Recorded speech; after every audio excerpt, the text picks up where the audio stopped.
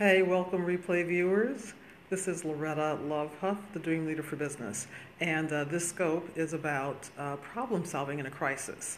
So, one of my gigs is as an actor, and today I'm being an actor. Actually, I finished it already today. So today I was an actor for nurses, trauma nurses in training at one of the local hospitals here in Phoenix. So you can see I've had some, I forgot what it's called, moulage. So I was in a car accident.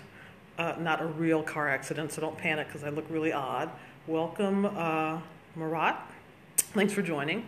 So today I have been practiced on by nurses in training who are going to be working in trauma centers. And so they had a number of us actors here going through exercises pretending to be patients who've had some trauma happen to them. So it reminded me of the problem-solving process because they have a very good system for identifying what's wrong with a patient who comes in an emergency and can't really talk to them and tell them what's wrong. So they use the ABCs. So you may not be a trauma nurse trying to pass a certification, but you do probably have problems in your life, and so I wanted to create this scope to help people kind of figure out how to do that.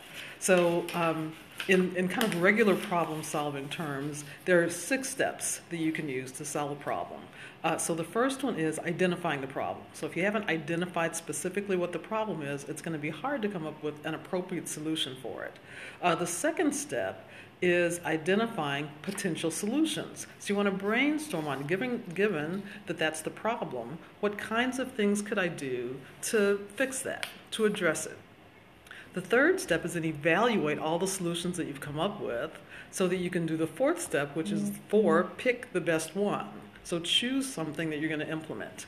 And then the 5th step is implementing a solution.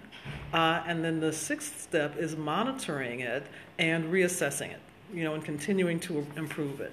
So those are the 6 steps. So the nurses here did something very similar. They used the ABCs. And the thing that I noticed is the better they were at going through their problem-solving process, the quicker they were able to figure out what was going wrong with me so that they could diagnose the things. Welcome, Kid Ovations. Hey, welcome. Happy to see you here. So I'm looking kind of different today. So I'm doing trauma center testing for some nurses here at a local hospital. So I look really weird. I look kind of pale because I've been unconscious, not for real, today. I've got some accident wounds here, and I've got some bruises on my side, which I won't show you. But I wanted to talk about the problem-solving process. And Kid Innovations, you've actually seen this. So I'll do a quick recap. The first step is identifying the problem. The next one is identifying potential solutions. Then evaluating the solutions that you've come up with so that you can pick the best one out of the ideas that you had. Then choosing one to implement. Then implementing it. And then monitoring it and reassessing your progress. So that is a very similar system to what the nurses here today did. They had their own system. It wasn't those exact 6, but they had 6 things. So they used the ABC. Hey, Afton, welcome. So I look really horrible. This is all makeup, so don't be concerned. I got a little wound over here, but it's all makeup, so don't freak.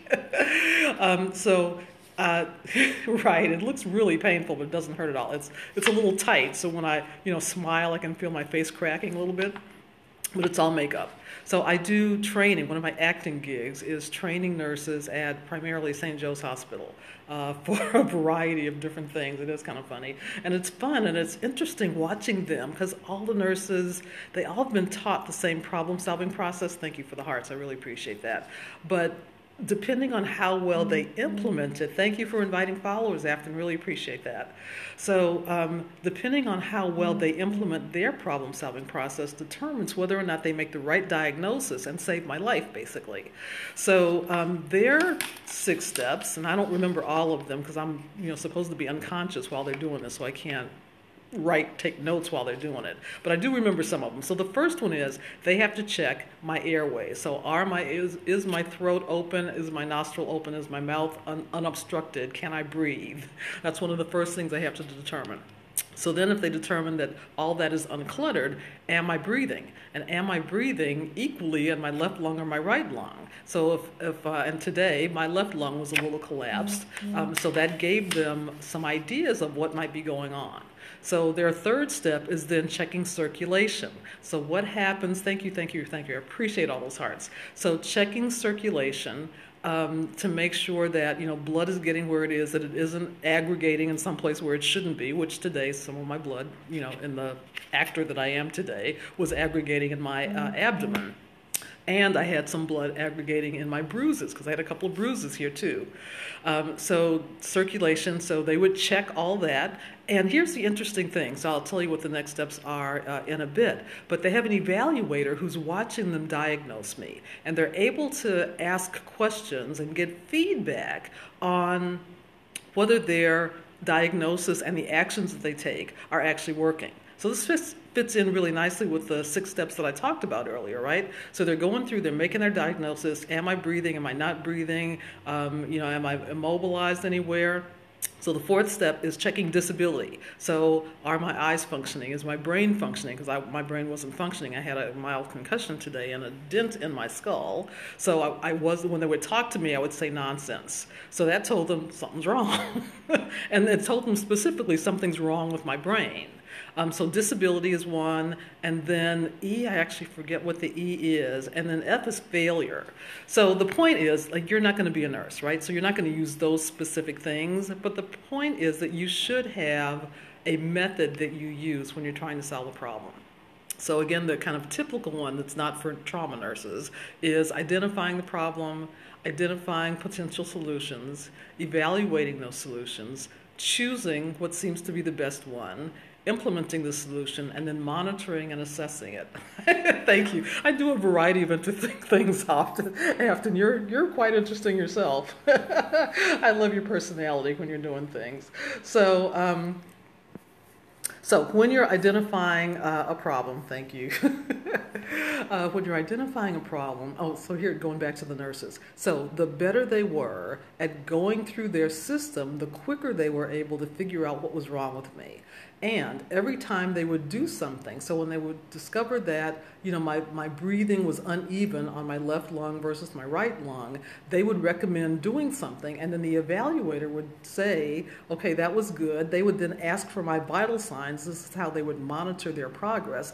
They would ask for my vital signs, and if my blood pressure increased appropriately, that was a good thing. If it went down or stayed the same, they hadn't fixed the problem yet. So they were going through this very systematic approach and checking it all along the way, and that's what I wanted to share with you. So I have a system that you're using to evaluate the problems, and then every step of the way check and see if that's solving the problem or if it's making progress. Get feedback from your marketplace. So let's turn this into something about not your nurses. So maybe you're designing a new coaching program, or maybe you're trying to find out what your customers think of you, or perhaps you've got a breakdown on a project at work. You would use these same steps. Identify what the problem is. Brainstorm on a number of solutions. So maybe you can brainstorm yourself. The nurses pretty much have to do that, although they have teams around them. Or you could do it with the people that you work with. And the more people you work with, the more creative solutions you'll get, the richer variety of solutions that you get, and the more likely you'll actually get to the solution that much faster. So, again, the point is, know what the problem is, figure it out, come up with solutions, get feedback all along the way. Don't try to ram through the whole solution without getting any feedback, because you could have gone way off course. So I heard a few decades ago that, and you've probably heard this by now too, that airplanes are on, when they're on autopilot, they're off course most of the time. But because they're constantly monitoring where they are versus where they're trying to go, the automatic pilot says, oh wait, we should be a little bit this way, and so it makes the plane turn a little bit. So they're almost always off course, but they're constantly monitoring their progress. And I think that's the key here. When you're trying to make progress, you want to constantly, consistently monitor the progress to make sure that the actions that you're taking are getting you going in the right direction. So again, I know I look really weird for those of you who are just joining. I've got moulage makeup on because today I've been an actor at a hospital teaching nurses. I wasn't doing the teaching, I was the patient, so they were practicing on me and getting tested. So they were actually getting tested today. Some were practicing and some were actually getting tested, and they have to pass these tests in order to get their license and their certification. So this is, you know, a career critical thing for them. So when you're solving a problem, you want to have a method, have your own system. They use the A, B, C, D's, E's. You know, there's the 6 steps that I've talked about. If you've missed those, go back and listen to the replay. But the point is, do solve problems. Don't just, you know, pull an idea out of your hat and throw it at the solution and think that's going to work. So you want to do kind of a systematic approach, and I've outlined a couple of different ways that systematic approaches work, and I just thought I would share that with you. Plus I wanted to show you like all my wounds. I've got more bruises here, but I won't show you those because they're all covered up right now. But in any event, thank you so much for being here on this scope. I hope that this was really helpful, and if you're dealing you know, with some particular problem, thank you for the hearts, I appreciate that. So if you're dealing with some problem, we're talking about problem solving. And I've gone through a couple of different models of how to solve problems. Thank you much for inviting your followers. I appreciate that. So I'm about to wrap this up because this is going to be a short scope. I got to get home and get prepared actually for another speaking engagement that I have tomorrow. My papers, awesomeness. Oh, what is that? Mr. Papers. I don't know Mr. Papers. That's what, okay, now it's kind of gone. I missed it after, thank you. So, listen to the replay, those of you who are just joining. So I see a lot of people are joining right now. And so I'll do a really quick recap, but watch the replay because it'll be actually even that much better. So there's 6 steps to solving a problem. So the first one is identifying what the problem is. The second one is brainstorming. Hello, welcome. Brainstorming on some great solutions. The third one is then evaluating the solutions that you've come up with. The next step is choosing a solution, implementing the solution, and then monitoring your results. So again, I'm not going to repeat the whole scope, so go back and watch the replay. Today was a really fun day for me, helping some nurses at St. Joe's Hospital get certified or not for their problem-solving abilities when trauma patients come into an emergency room. So we were fake trauma patients, but it still gave them a chance to use their problem-solving abilities to figure out what was wrong with the patients who couldn't talk and what actions they should take to stabilize the patient and or heal them and get them you know, going into the right you know, going in the right direction.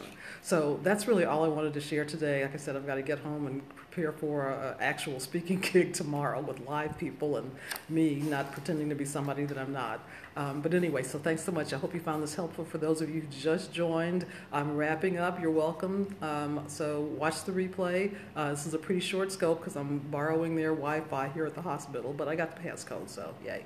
Anyway, take care. Hope this was helpful. If you've got some problems in your life, find a solution, identify, you know, follow the 6 steps that I outlined here. Thank you, thank you, thank you. Really appreciate those hearts. Welcome. Gotta go. Take care. Bye-bye.